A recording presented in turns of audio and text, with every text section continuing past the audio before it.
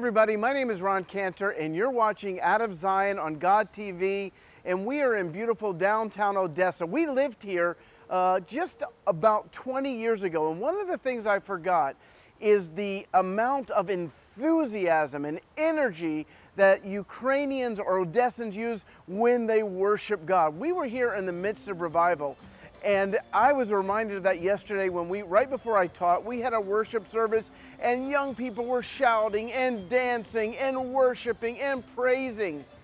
And you know, there is a secret in that. I don't know if you've ever just shouted before the Lord, even in front of other people, even in the congregation, or danced before the Lord. But I want to tell you something. There is a freedom in that.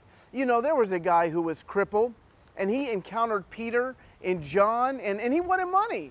But you know the story. Peter says, we don't have any money, but what I've got, I'm going to give you. And the guy gets healed, and the Bible says that he was jumping and leaping and praising God. That's how we should be, because Yeshua has given us such a great salvation.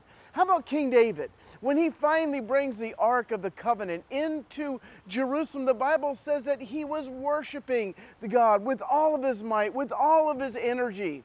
And friends, if you've never done that, then there's a freedom that you have not yet experienced.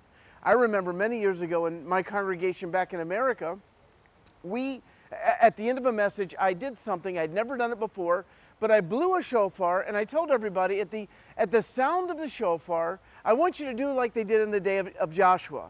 We know about the shouting, but before the shouting, there was a shofar blast. So I blew the shofar, and I told them to shout to the Lord. Friends, it was like a wave, a roar. It was incredible.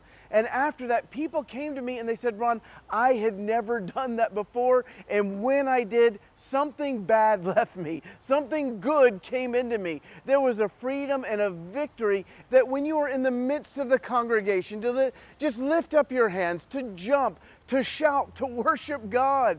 Friends, there is a liberty that you have not yet experienced, and I want you to. I remember many years ago when I just moved to Israel, I visited King of Kings. It was a special dedication. I was sitting next to Wayne Hilsden, who one day I would work with, but he's a big shot, and next to him was Jack Hayford.